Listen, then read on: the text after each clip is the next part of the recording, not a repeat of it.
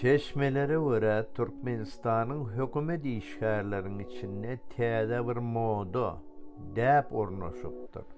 Maşgalaly erkekler dinç alan yerlerini öz ayarlaryny geregine alyp çalşygy ýola goýup keýp çekýärler. Bu güne zanalygy esasy ýola salan Wepa Hacıyew, Türkmenistanyň daşary işler ministriniň orunmasary. Daşary ýurtda okumak üçin kwotalary alan ähli gyz talyplar şol azanyň goşadyrmak üçin elinden faýdanyp geçmäge mejbur bolýarlar.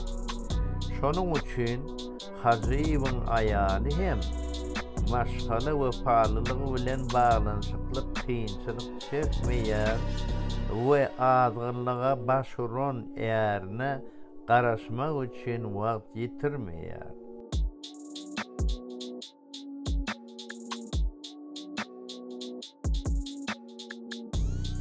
Hacıyew zalymy maşgalasyna ýakynlaşmak üçin haramdagyň ýegenleriniň birine gyzyny durmuşa çykarmak arzu hem edipdi.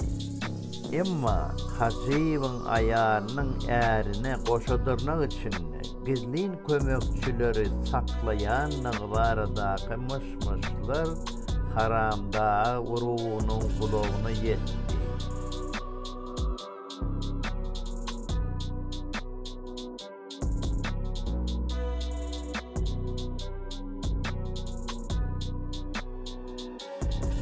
Şol sebäpli türkmenleriň aýdyşy ýaly ejesini gördi gyzyny al diýeni boldy.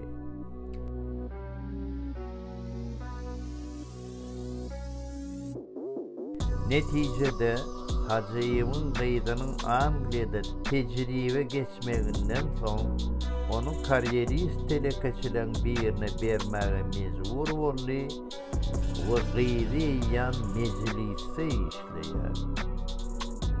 Daşary ýurtda okuyan garyp milletiň ogul gyz talyplary Türkmenistanyň ilçihanalarynyň we konsulluklarynyň hiç kömek almayan wagty Wepa Hacıyew we maşgalasy Türkmenistany erkin durmuşdan lezzet alýar.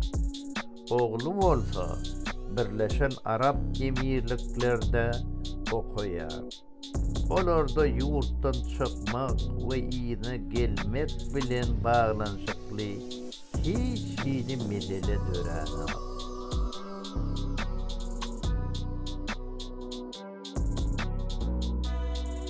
Adam yolu, adat yolu, atlanan